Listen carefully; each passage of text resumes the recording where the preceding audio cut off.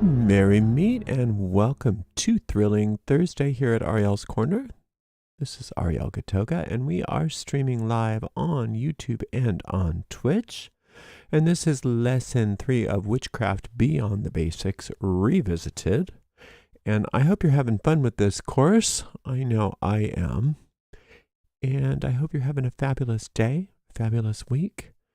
We are streaming live on YouTube and on Twitch, and moderating today on YouTube are the lovely Diane and the lovely Honeypaw. Moderating on Twitch is the lovely Deline, and I hope you're doing great. Just as a reminder, we are here doing this for another 3 weeks after today because we've got this is a 6-week course, and it's jam-packed, so I want to get going right now because we don't have any time to waste. So if you're in a place where it is safe and appropriate, please close your eyes and begin to take some nice, long, slow, deep, relaxing breaths in through your nose and out through your mouth. With every inhale, we feel more light and peace entering the body and the mind. With every exhale, we feel like we're able to let go of all tension from the body, along with anything we do not want in our minds. Inhaling peace and exhaling as we let go. We picture ourselves on top of a beautiful mountain in the center of a circular grove of trees. In the center of our circle, a bonfire blazes forth. It lights us and the grove with a sacred golden light. We recognize that this is the light of perfect love and perfect trust, and it burns away everything unlike itself, leaving us safe and serene. Into this space, we invoke the presence of our Creator. To many of us, our Creator reveals themselves to be a mother and father, a goddess and God. We call upon our angels, our guides, and our teachers, and we ask that we be guided and led as we walk upon the way, helping us to become happier, more powerful, wiser, and more loving people. Blessed be.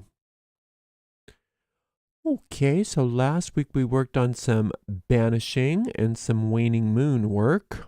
Happy dark moon, everybody. So the new moon is right around the corner here. Last week you had some homework, and that was to keep working with your daily meditations and working with some banishing. And so hopefully you were able to do a banishing spell. Continue to work on your goals and to start incorporating mirror magic and a magical diary into your daily practice.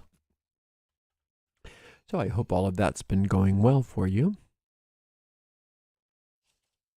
Oops. There I am.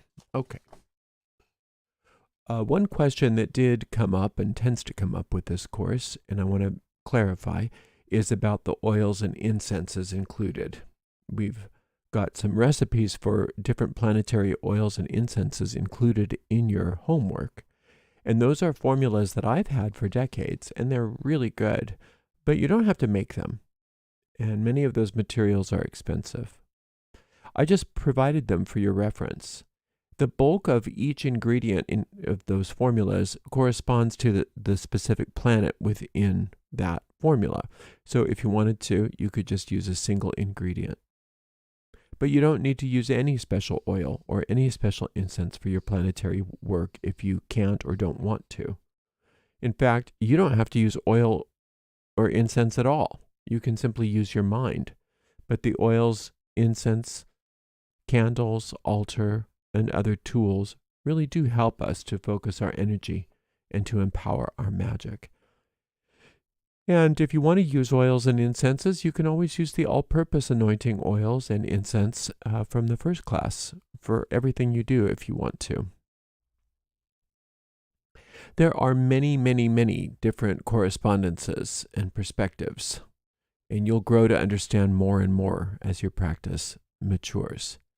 There are some good books to read for the correspondences. One is the Encyclopedia of Magical Herbs by Scott Cunningham. He has some very good correspondences, although I don't agree with everything he says. His smaller book, his first book, called Magical Herbalism, I find to be even better because it's not as extensive, and in that one I tend to agree with his correspondences more. Aleister Crowley 777 is a gold standard, and it's got some good correspondences as well. It's important, though, that you learn how to develop your own correspondences, and as you understand the characteristics of each planet, you can look for plants, oils, fragrances, metals, etc., that have similar temperaments to the planet in question.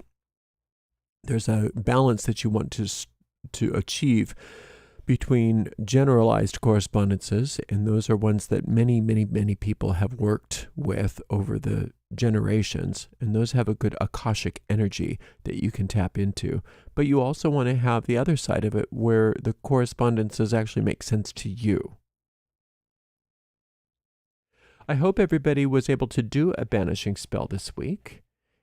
And I'd like to guide you through the rest of this. Well, actually, we don't have any more waning moon period. We are in the end of it.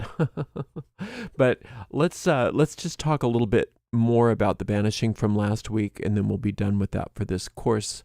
But I want to make sure that everybody's got all of the information that they need. Well, actually, before we go into that, I wanted to talk a little bit about blessing and how that is the concept of blessing for a witch involves the magical act of naming something. So when you name something or you discover something's name, you have power over it. When you bless something, you're actually renaming it. Instead of calling it a problem, you call it good. And this approach can significantly change things for you in your life if you understand what you're doing and why you're doing it.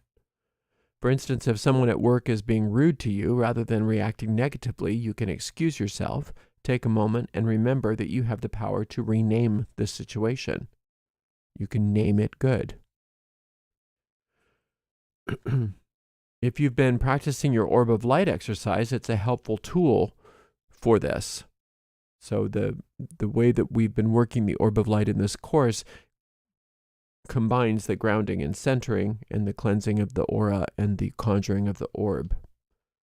So you can calm down and take a few breaths and even just silently repeat the phrase orb of light several times as it appears in your mind, visualizing your energy bodies harmonizing with whatever the situation is inside this orb, and just declare, I now name you good. Only good can come from this situation. And repeat this to yourself a few times while visualizing whatever images are helpful to you to transform this energy. This process is all about dealing with the Hermetic principle of polarity. If something negative happens, its positive is already present because everything in this world has duality. And by focusing on the pole that you're interested in, you can flip it and you can manifest the good outcomes that you desire. When you state that only good can come from something, you start to see blessings and lessons within it, and you understand how much power you have over every situation when you do that. I have included a guided meditation for blessing that will help you practice this. Over time, you won't need the recording, and you'll be able to just bless and transform situations very quickly on your own. Remember, blessing isn't limited to any specific time of the lunar phase. You can do it anytime you want, even during a dark moon. Soon, you'll be able to handle small issues on the fly without needing any kind of setup, even internally. Blessing can change how you perceive a situation, and it can open you up to the good within everything. When you get really good at blessing, you can start to just use the term blessed be intentionally. Right now, blessed be might just be a catchphrase, but once you understand the power behind those words, when you say blessed be, you can use it to change something. So by now, after last week, you have got an encyclopedia of positive thoughts because of all the banishing and other kinds of work you've been doing with those waning moon flips, etc. So you've got an abundance of positive thoughts in your book. You can just start reading through those lists of positive thoughts every day. You don't have to remember what it was flipped from. You can just start reading through it and start understanding that this is starting to become the norm in your deep mind, what these thoughts are. And just concentrating on these thoughts for a couple of moments every day, you understand that a lot of the negativity that you've been putting up with loses its power because you've cut off its life force by shifting your attention and not dwelling on that and changing it and flipping it and working with the law of polarity on purpose for your benefit to have things the way you want them to be. So you're going to keep hopefully doing that at every waning moon phase, and you'll get really good at that. Now, you don't have, like I said, you don't have to wait until the waning moon phase if something's happening. You can use those powers of polarity anytime you need them, but they're especially powerful during that banishing phase that you've just gone through. Now, in my experience, the most powerful times of the moon aren't the ones commonly taught. Many people say that the full moon is the most powerful, but I do not find that to be the case. For me, the new moon is the most powerful. And when of course, when I refer to the new moon, I'm talking about the day or two after the new moon as it's noted in the calendar, which is what we call the dark moon. So just to reiterate, when you look into a calendar or online, when's the next new moon, it'll say, oh, that's on Thursday, June 6th. Well, if it says that it's on June 6th, then I know that the dark moon is June 6th, and the new moon's going to be tomorrow or the day after that, depending on what time of day the new moon's in. So if the new moon is like, I think the new moon was listed as today in the morning. So tomorrow will be fine. Tomorrow evening will be fine. You'll see a little crescent right after sunset tomorrow, and that'll tell you, oh, the new moon. But if you can't see a little crescent, that means, of course, if there's cloud cover, that doesn't count. But if you can't see a little crescent moon on a clear night, then it's too dark to be working. The moon's too dark to be working. So usually it's the day after or 2 days after. So for instance, if it said that tomorrow was the new moon at 9:22 p.m., the following day may still be too dark, and I might have to wait another day. But for general purposes, as long as you do it the day after what the calendar calls the new moon, you're fine. The new moon, one more time, the new moon on the calendar is actually the dark moon. The actual new moon is either 1 or 2 days after that.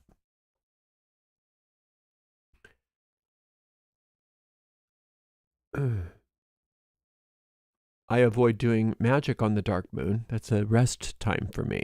And the same goes for eclipses, both solar and lunar. Those are times of rest. It's not that you're going to turn into an alligator or something if you work on the dark moon. It's just not the most optimal time for doing waxing moon work. And because of the darkness of the moon, there's been so many traditions of magical practitioners who've avoided working on the dark moon and on the eclipses, that it's a tradition that I uphold. It respects the ancient traditions, and it always gives me a built-in rest period. And I just find that to be the most effective way of working. If you decide that you love working on dark moons and you don't want to listen to that, then you do you. Nobody can stop you. It's your craft. So when you're planning your spells, I've also included a planetary hours handout in your materials. Now, if you're taking the basic angel magic course, or if you have a background in basic angel magic, you can just use the angelic hours for all of your planetary hours. You don't have to have a separate system for planetary hours. But I've included this system of planetary hours in here that's a little bit more widely known, and it only works with 7 planets instead of in basic angel magic we work with 8 on our planetary hours. So the way I work this, if I'm working this, and when I have worked I used to work in this system that is included in this course extensively back in the day, but now I pretty much only work with angelic hours, even if I'm not working angelic magic, just because I find jumping from system to system not to be the best way of working. But if you're working with the planetary hours that I've given you in this course, still just use the clock. Just use the clock. If you'll have to understand that when you look at the planetary hours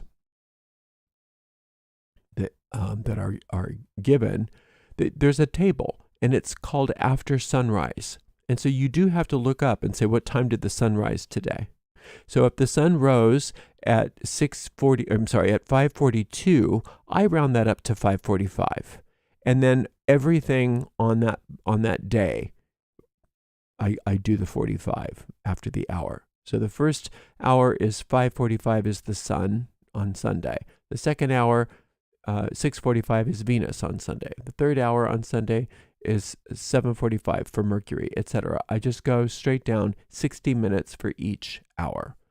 There's other systems that are more complicated, and the angel system that we have, the angelic hours that we have, is less complicated.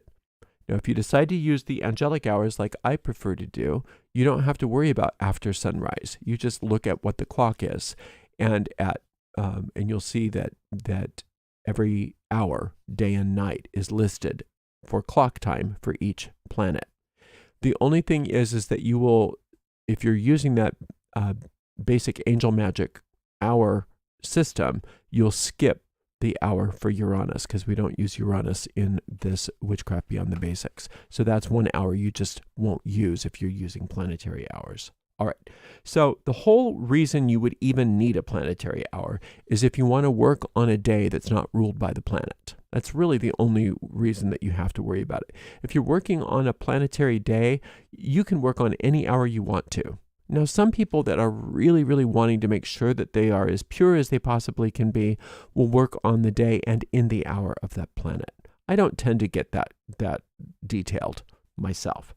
But if I want to work a Venus ritual on a day that's not Venus, then I will, if you see on the planetary hours, it gives you a list of other days that you can work. So let's say, if I'm looking at Venus, it says I can work on Fridays, obviously, or during Venus hours on any day but Saturday.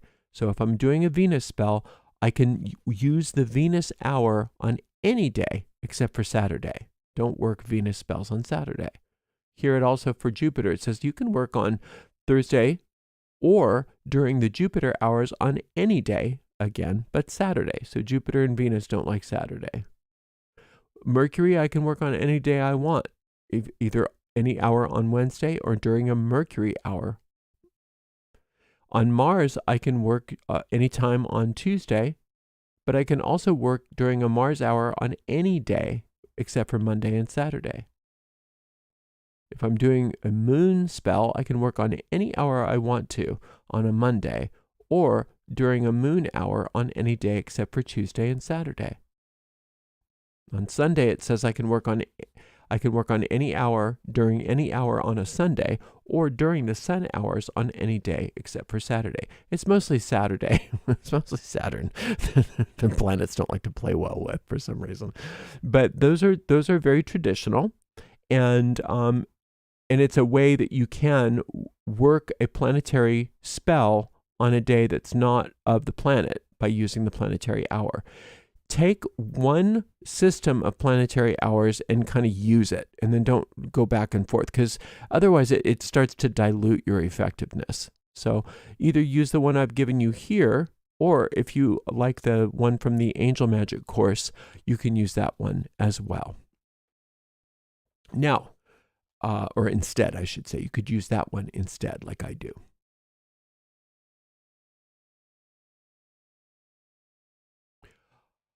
What was I going to tell you? I just lost it. Oh, shoot. I had it on the tip of my tongue, and it's not in my notes. What was I going to say? Oh, well, it'll come back to me. So, oh, yes, right. If you're working a multiple day spell, all that matters is for timing, the only day that matters is your first day.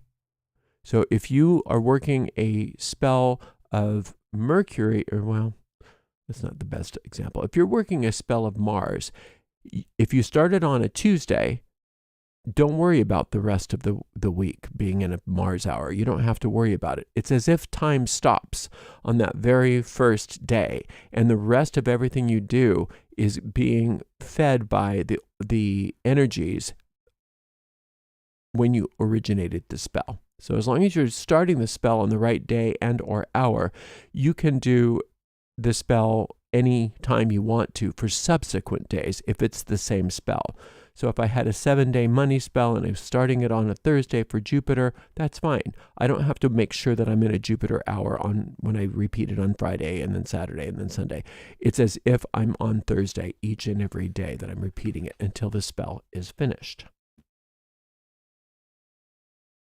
Remember that planetary hours are mystical and traditional, not astrological. They don't relate to anything that's happening in the sky, but are based upon an archetypal clock. And like I said, there's more than one way of working. So find a way and stick with it. Let's see.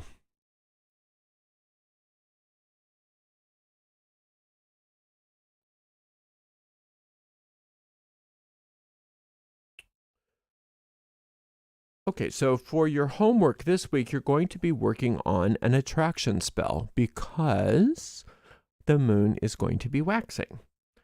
So the best time to start a new moon spell is as close to the new moon as possible on the day that's appropriate for your spell, on the planetary day that corresponds to the spell you're working. So a Venus spell would be the first Friday after the new moon. A sun spell would be the first Sunday after the new moon, etc. So you're going to want to plan that out for this next week. And you want to try to get it done in the first quarter if possible. If you can't do it this week, that's fine. Just try to get it done in the first quarter of the moon cycle, the waxing cycle, the first week.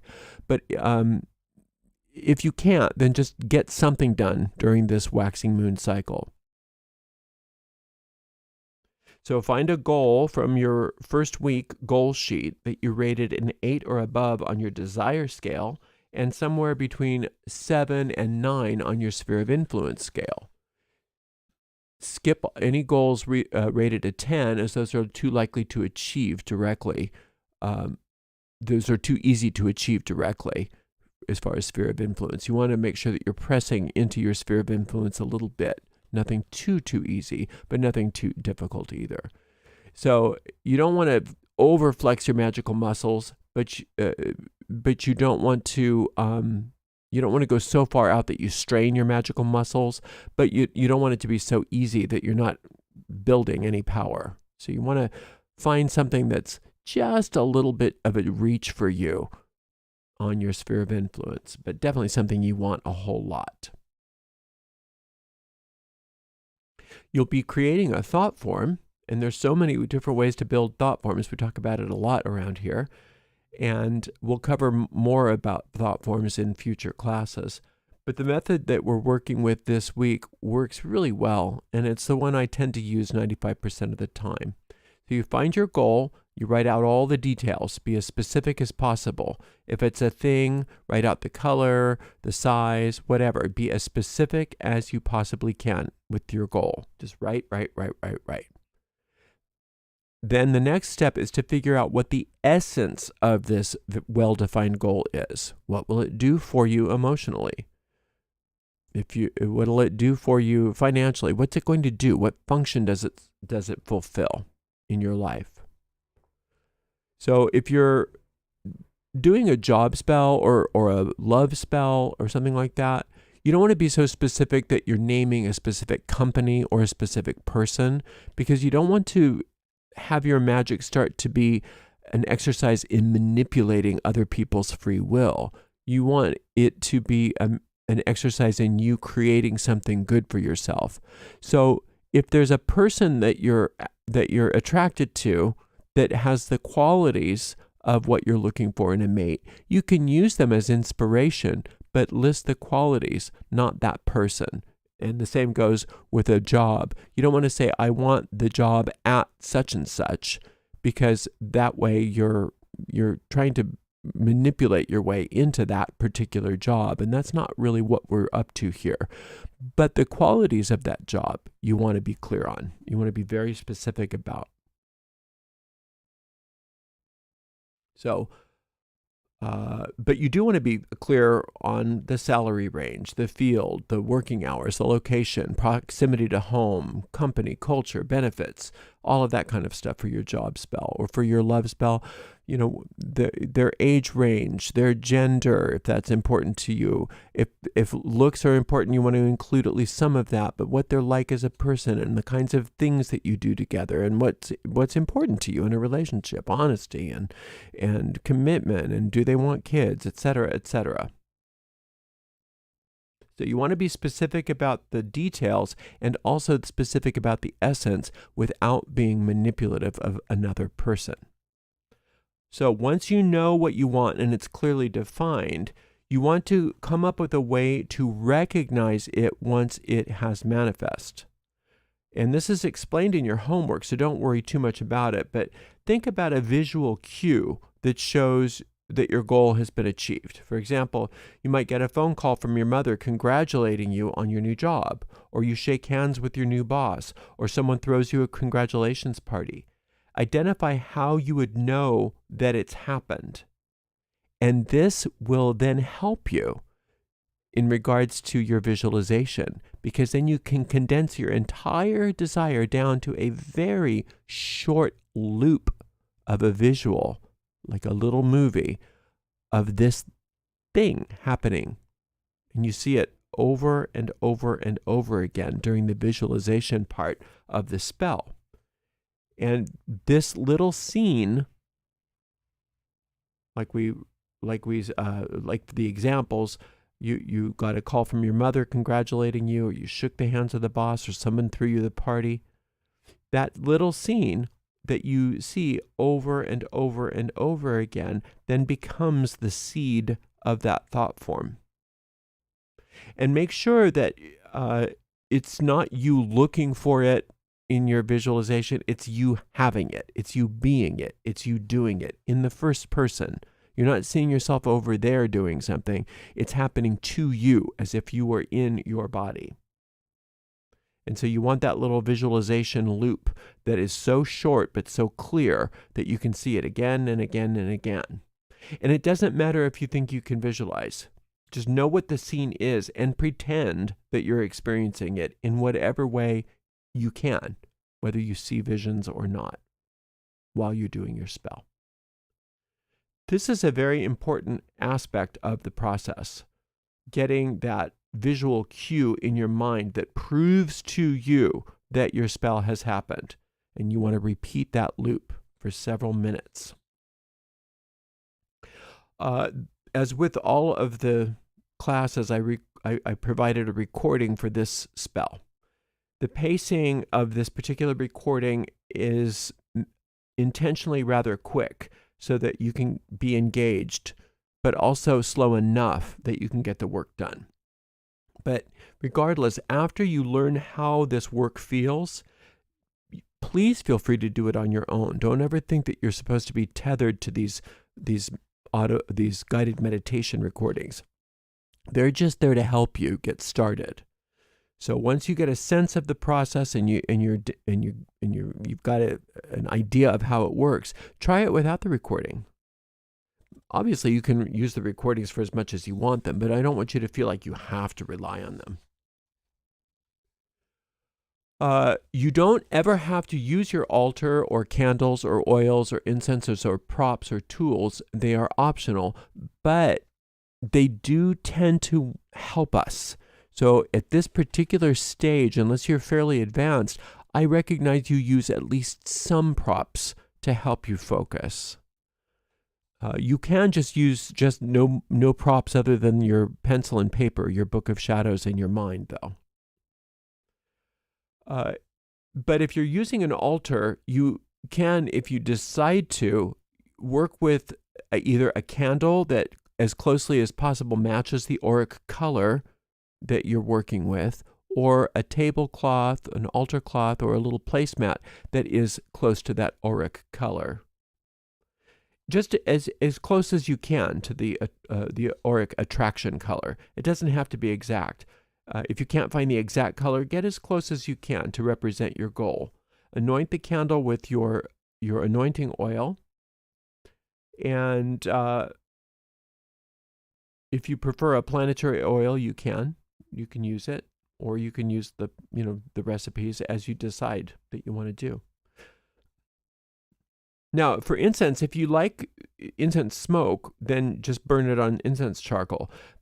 But if you don't like smoke in your incense, just use either an oil warmer, like where you put the little candle in the bottom, and you put some water in the cup, and then you're usually supposed to put incense in there. You can actually put usually you're supposed to put an essential oil in there, which is fine. You can use an essential oil that way instead of incense, and then it becomes vapor instead of smoke. But you can also use incense material in those oil warmers as well. And there are also electric incense burners. They're not really burners, they're warmers. It's like the difference between a vaporizer and a cigarette, I guess. It warms the incense material, so you get the full impact of the smell, but it doesn't actually provide any smoke or produce any smoke. So set up your altar if you want to set up an altar. The way that I like to set up my altar is with 2 white taper or pillar candles in the back, right and left side, the back of the altar on the right and left sides, and then include a representation of every element on the altar. For instance, a colored candle for your spell could just be the fire if you wanted to, and then a little dish of salt or earth, a little chalice or cup of water, and then your incense burner or your oil warmer for air if you want. Casting a circle isn't necessary, but it can increase your focus and effectiveness. So feel free to cast the circle as per the witch's primer, or the other outline that I've included in your course. If you don't have the time or the inclination to do a circle, you can proceed with your spell without the circle. When you're ready, do your own orb of light meditation and or grounding and centering, or you can use one of the recordings that I provided. But you can actually just jump straight into the attraction spell recording, because it actually includes a small grounding orb in it. With this method, you're becoming attractive to the energy that you desire. It's not exactly like the so-called law of attraction. It's more like drawing what you want toward you, like a magnet, becoming magnetic to your desires. I recommend that you stick with the auric colors that I provide until you are more familiar with the process. Afterwards, you can substitute other planetary colors if you desire, but these auric colors have been used for a very long time for both banishing and attracting. They are safe and reliable. For example, while black is a banishing color for Saturn, I don't recommend using that in your aura because sometimes, especially for beginners, that's a difficult color to handle. Similarly, I don't recommend using brown in your aura, even though I like wearing the color myself. Once again, you're going to gain experience, and then you can experiment with different colors as you understand them better. But these auric colors are always going to be very, very powerful for you. They are safe, inclusive, and have a strong tradition in this type of magic. Just like with the banishing spell, we use the auric color for attracting. And you'll see the same device called the orb of light. You'll see the same device in the orb of light, which is really just an extension of your aura and a protective and empowering thought form. So when it's time to color that orb of light, just color it the attraction color, the attraction auric color provided in your handouts. And the recording takes care of most of the work for you, other than you have to know in advance what you want, what your visualization is, and what the auric color you're working with is. When you start to visualize your desire, you will create a second orb of light around it, and this will form this small thought form that you will eventually bring to your navel, housing it there for the duration of the operation, as the navel is your power center. We will color the orb of light with the planetary auric color similar to what we did before. Previously, we had a cone of power with the tip above our heads. That's what we're used to. But in this case, the cone of power is inverted, and its tip is right at your navel, where your thought form is housed. And the base of the cone is above you, and it encompasses the entirety of the planet, which you see directly above you on the astral plane. Essentially, you're turning the cone of power into a planetary magnet, drawing planetary energies toward you. And later, we take that thought form and move it up to the cone of power into the planet, where it transforms into what I call astral substance, or also known as protomatter. So the planet that you're working with is going to be visualized directly above you, and the base of the cone will be encompassing the entirety of that planet. And then that tip of the cone will be all the way down at your navel. So it's an upside down cone of power. The substance that we're calling protomatter or astral substance is referred to as magic dust or fairy dust in fairy tales, pixie dust, subatomic particles, astral substance, thought substance. You create a thought form and allow the planetary energy to arrange it into astral substance, which then returns to you and is rearranged within your aura.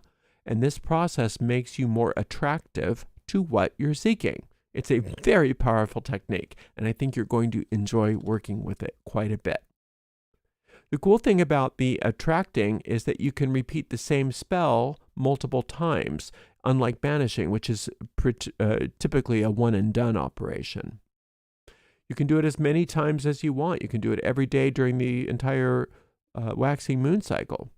The only time that you have, again, the only timing concern is on day 1. The rest of the subsequent days, it doesn't matter what hour you work in.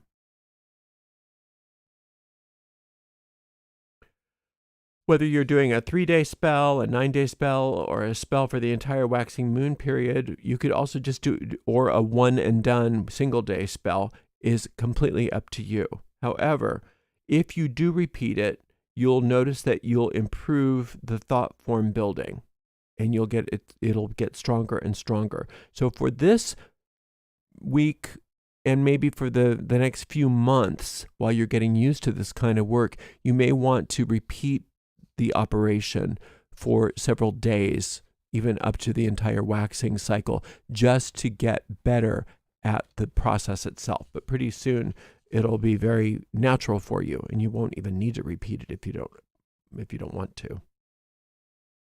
If you're using a candle, light it and take, if you're using a candle, light it and then read your paper with all your details before you start into your meditation. Be clear on what you want. Be clear on your visualization loop. Be clear upon your auric attraction orb of light color before you begin. And that way, if you know what you're doing before you start the meditation, you won't wonder where you are. So make sure that you have that information before you. What is your thought loop going to be? What is your thought visualization going to be? What is your auric light color going to be? And definitely make sure that you understand what it is, the essence of the desire that you are trying to attract before you actually start the process.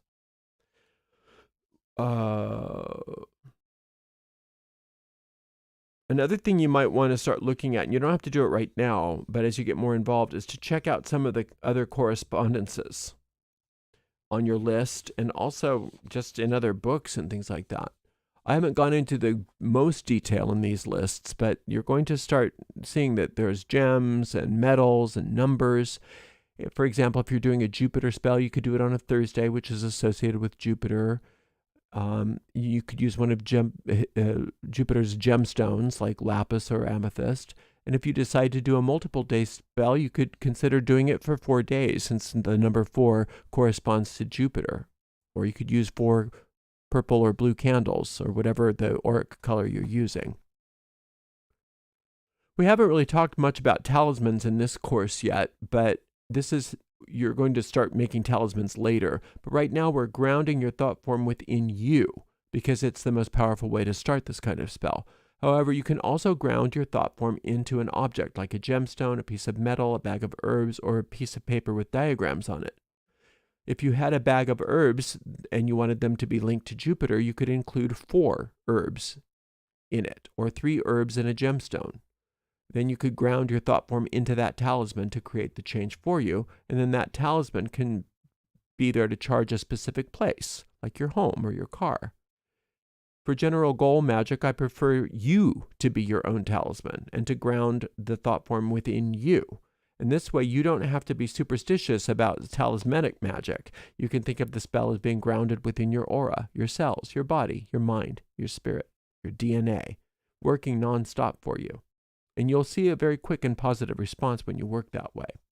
It's also effective to link your spell to what you've made room for with your banishing spell. For instance, if you banished poverty and created a vacuum, it would be a great time for you to do a spell for financial abundance or wealth, using the ideas and thoughts that you got from your waning moon flips. If you did a spell to release extra weight, this would be a great time to do a health spell, or a diet spell, or a spell for feeling glamorous and luxurious. Another way to work this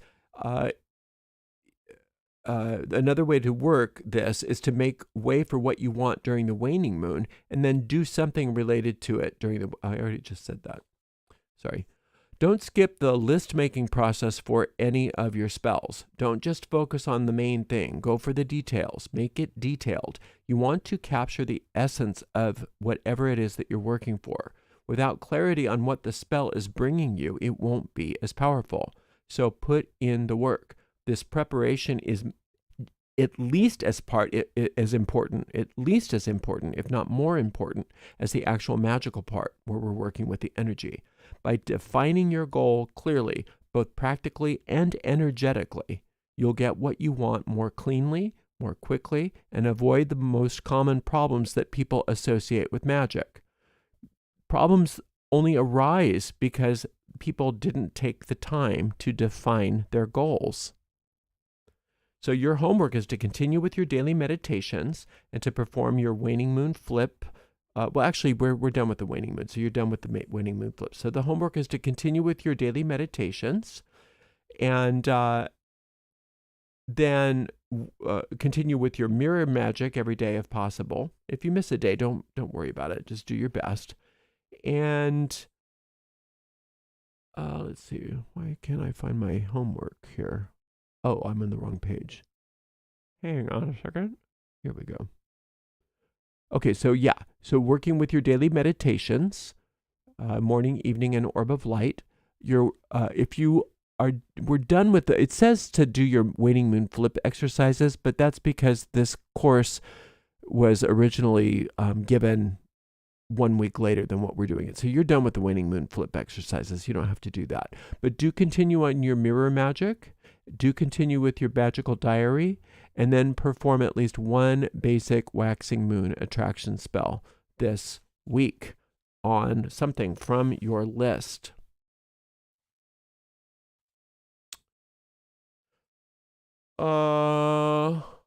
Don't overload yourself. Obviously, less is more, but this is an intermediate course, so you do want to flex your muscles.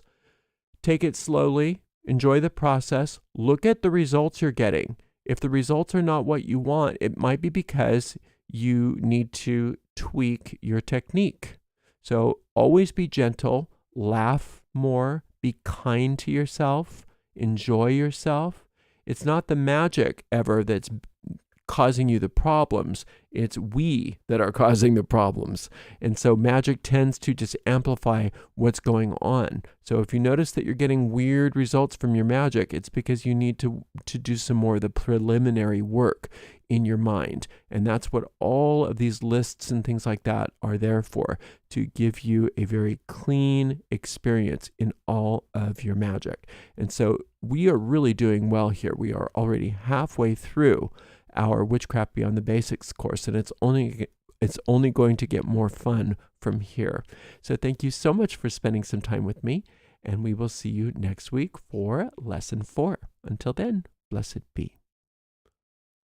Okay, I know these classes are long. Let's see if I have any questions. Why is Saturday such a scorned day? It's not scorned. It's not scorned. It's just typically Saturn doesn't play well necessarily with the other planets, except for Mercury. Saturn is one of the more. It's called a malefic planet, and so is Mars, and somewhat so is Uranus.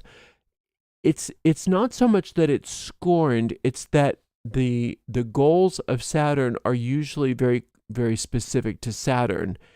And so you want to do Saturn spells on Saturday. And it's not as easy to work on Saturday with other planets. However, as you get more advanced, that will become less and less a thing. That will become less and less a thing. But for now, I would just recommend that you honor the ancient timing conventions, just so that you can be at one with the Akashic energy that we're trying to align ourselves with, and recognize that Saturn isn't a bad planet. Saturn is just a restrictive planet. And so much of what we do with the other planets involves the opposite of restriction. And so it's harder to get the work done that you want to get done if you are calling Saturn into the operation, because Saturn's usually saying, no, whoa, pull it in. No, not so much. Restrict. And sometimes that's necessary, and that's why we work with Saturn.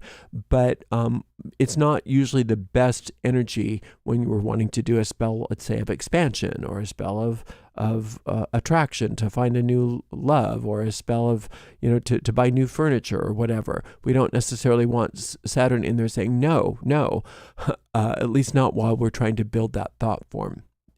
But like I said, as you get more experienced, then you'll be able to have that expansive energy and still work within the realm of Saturnian restriction, and the spell casting becomes even more sophisticated. So this isn't a forever thing, but just for now, I would honor those timing conventions. Okay, that was the only question. That was a good question too. Thanks for asking it. And thank you so much to the amazing moderators. Today, we had the amazing and lovely Diane, the lovely Honeypaw, and the lovely Deline. They're all amazing. And thank you so much to everybody for joining us. I hope you're enjoying this class, and we will see you all very soon. Blessed be.